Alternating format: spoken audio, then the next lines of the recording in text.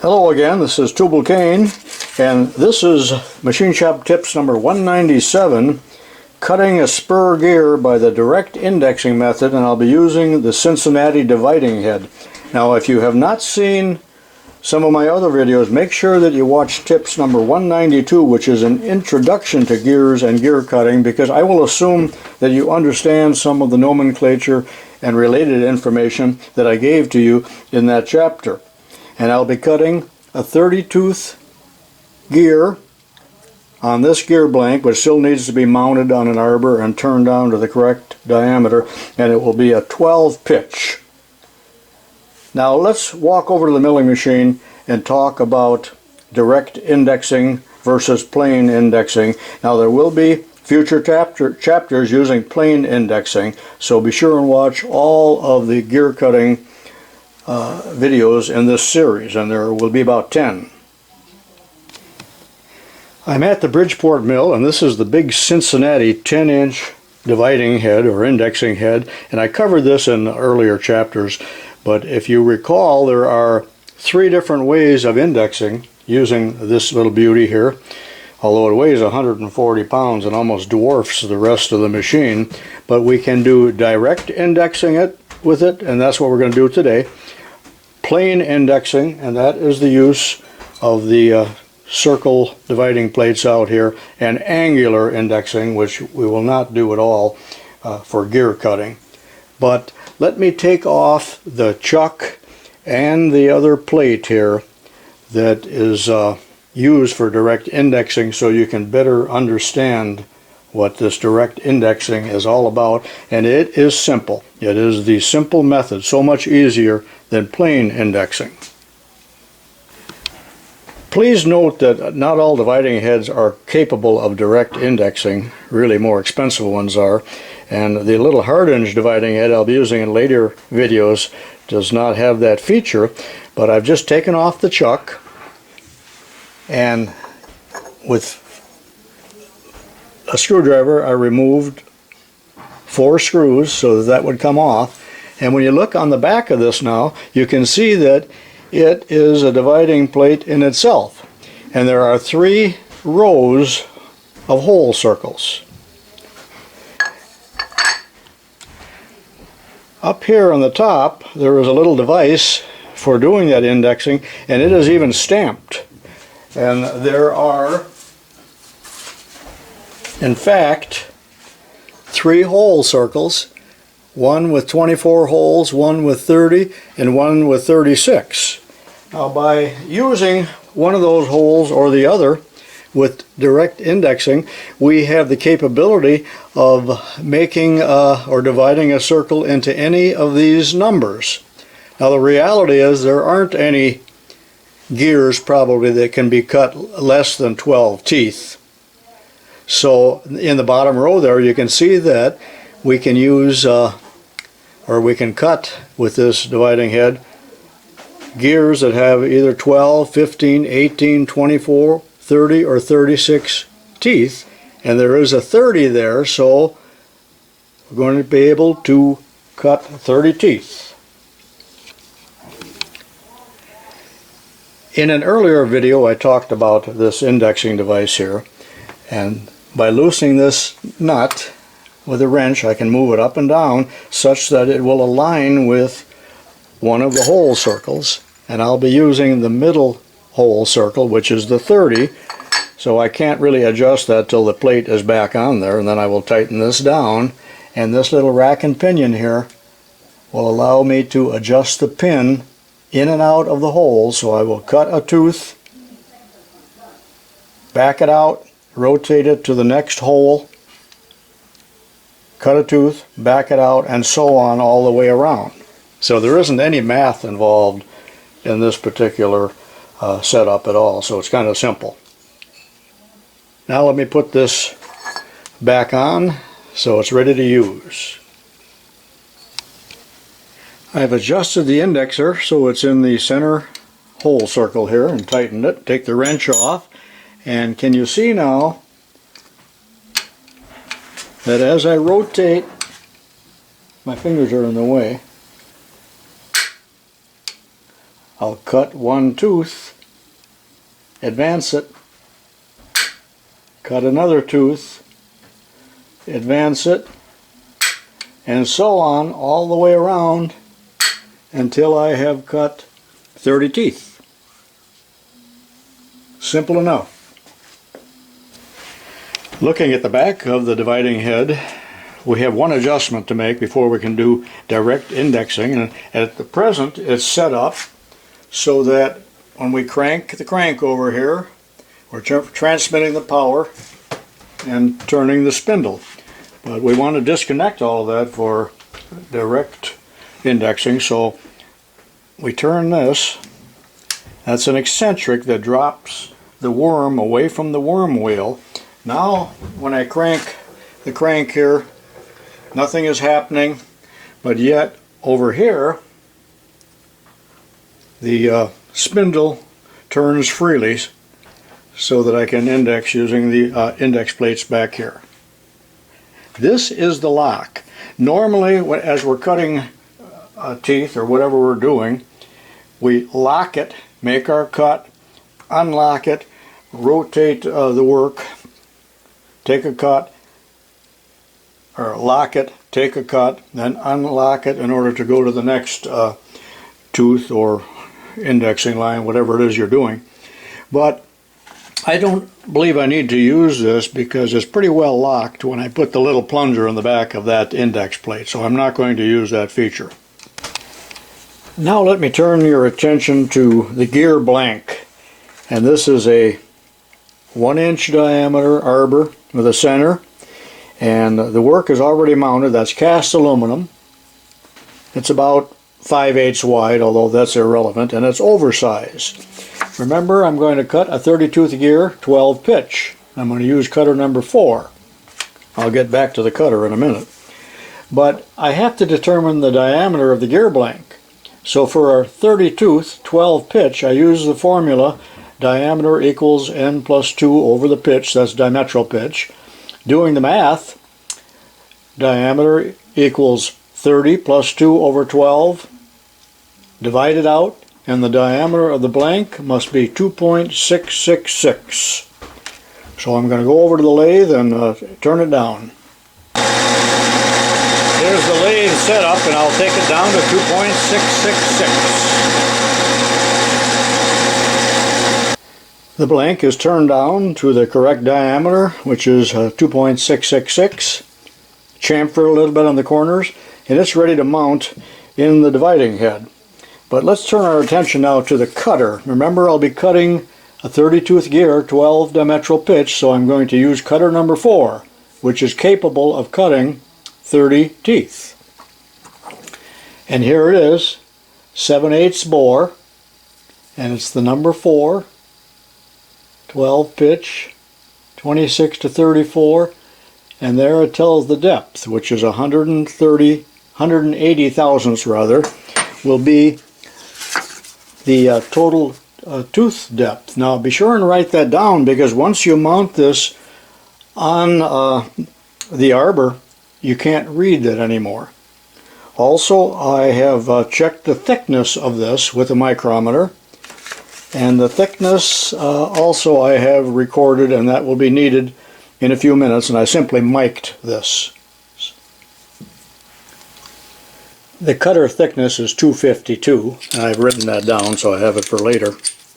Now I'm ready to mount the cutter on this arbor, 3/4 straight shank, 7/8 down here with a keyway. It's absolutely essential that you keep this clean and do not introduce any chips between the different collars. These are collars, and I like to mount it down near the end rather than way up here.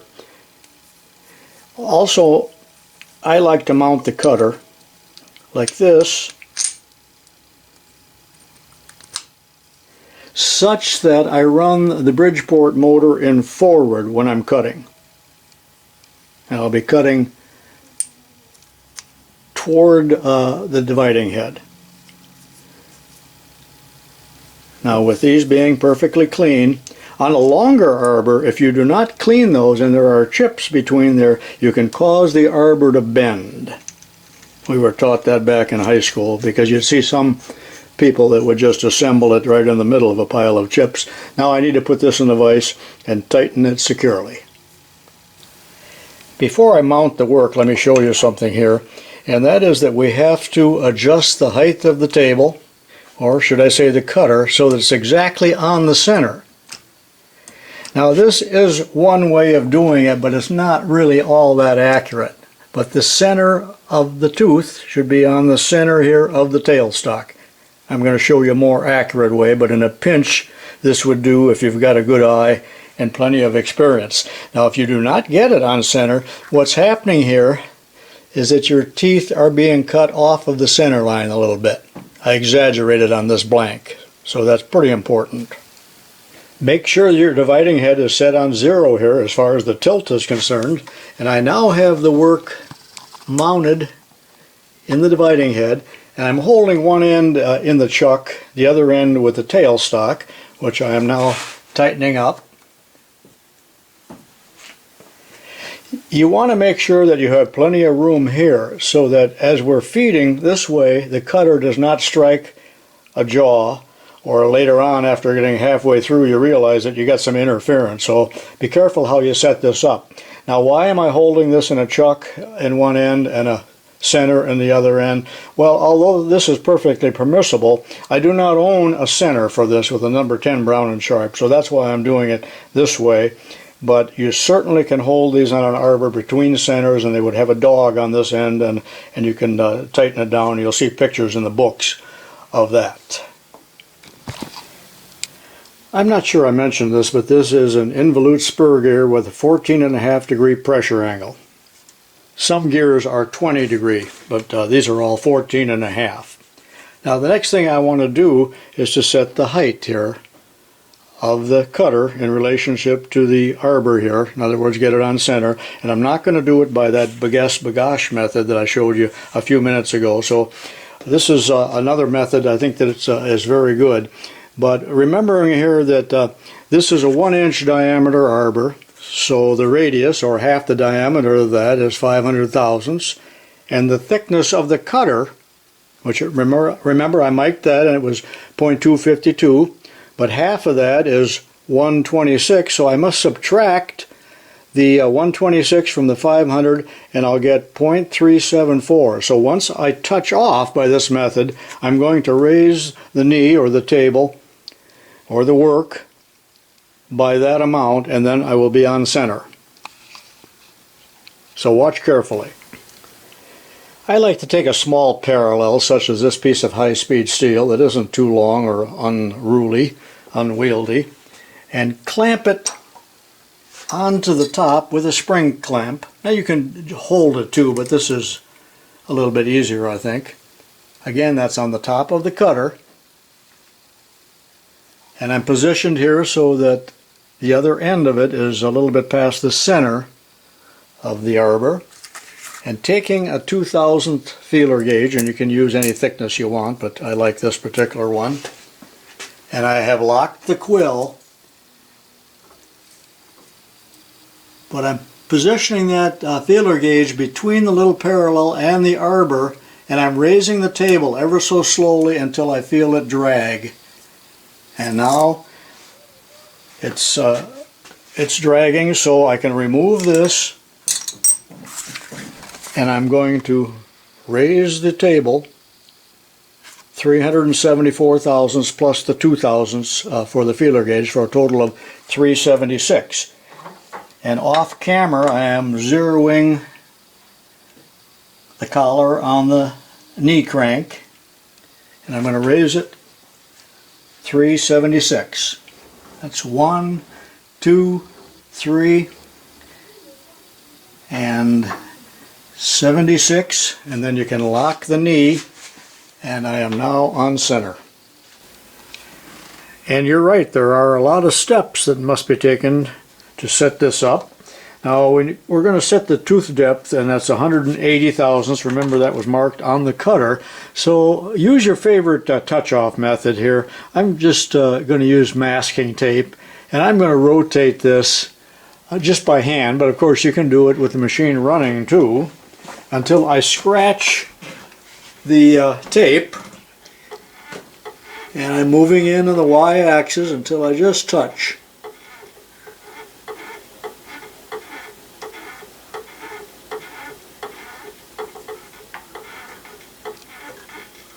Alright, I'm touching the tape. Now I'm going to back it off this way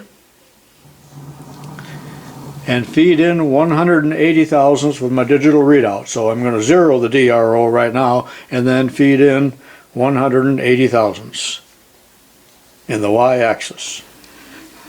I've zeroed it out. When I scratch the tape, I'm going in 180 thousandths.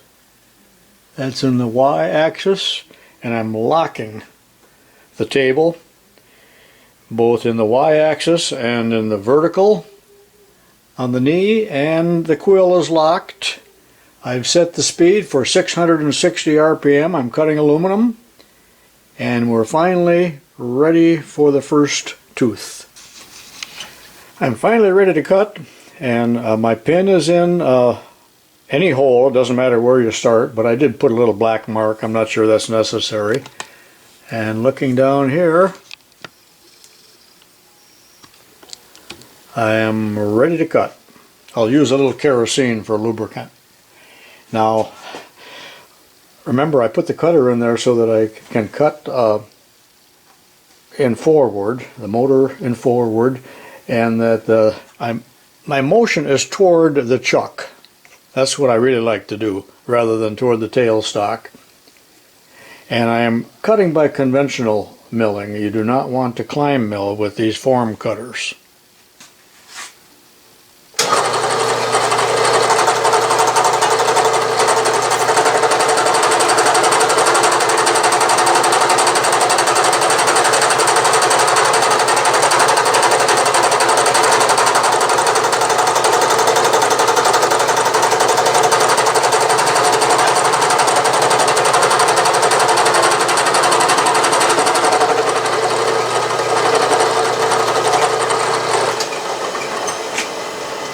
You probably want to stop the cutter as you rotate the work.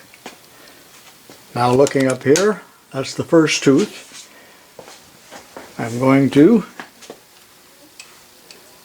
I need my pry bar here possibly. And I'm moving up to the second hole. That's in place, and I'm ready for the next tooth. I'm several teeth along.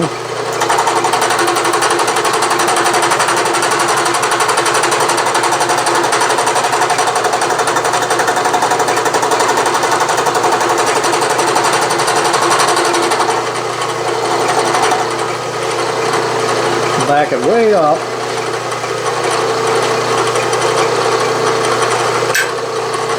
Now if you're cutting real hard metal or steel, you may need to take this in 2 passes. But this is soft aluminum. And that Arbor does not run very true at all. Considering it's a brand new Arbor, you can hear it clunking. Make sure you don't run into the chuck.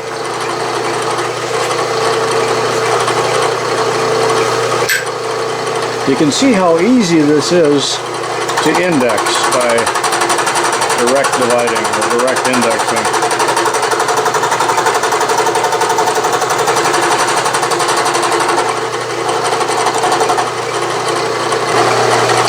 Let's look at it from this view.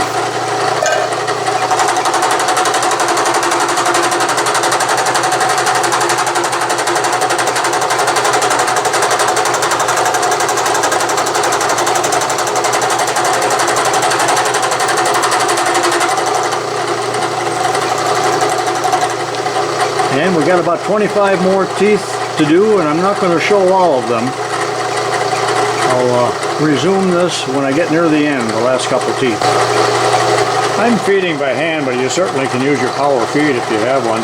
Check out the progress. I'm a little bit over halfway around, and it's taking about 1 minute per tooth.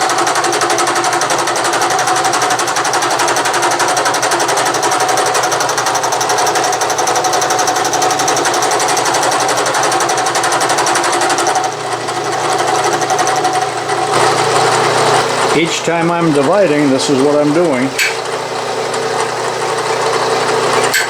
You hear it click into place.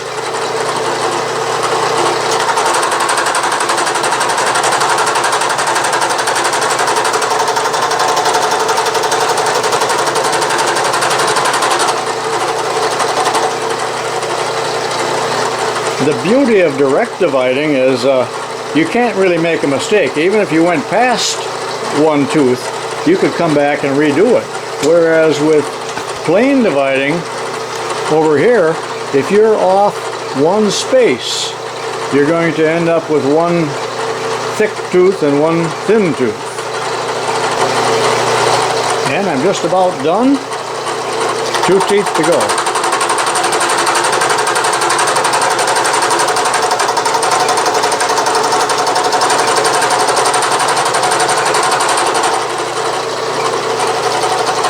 Make sure you back up far enough so that when you rotate the work, you index it, you don't strike it with the cutter. And here's the very last tooth, number 30.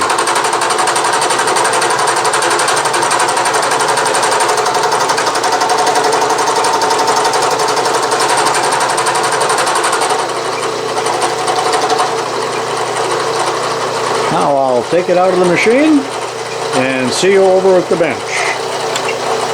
It's looking quite good. Let me press it off the shaft, off the arbor. Have a little closer look. Here it is off the arbor. This is one that I cut some time back, 18 tooth with a 10 dimensional pitch. This is again 12 pitch.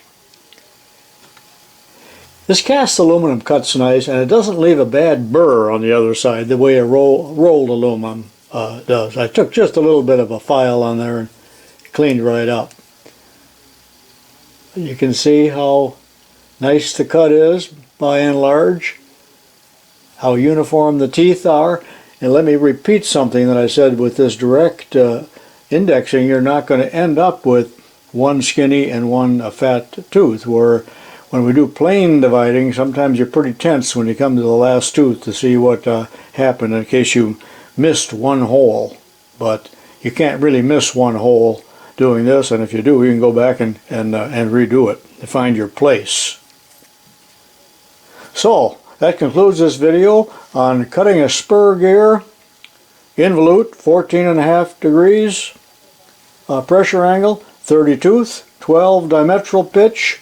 Now be sure and join me in the next video when I cut a similar gear, only this time with plain dividing.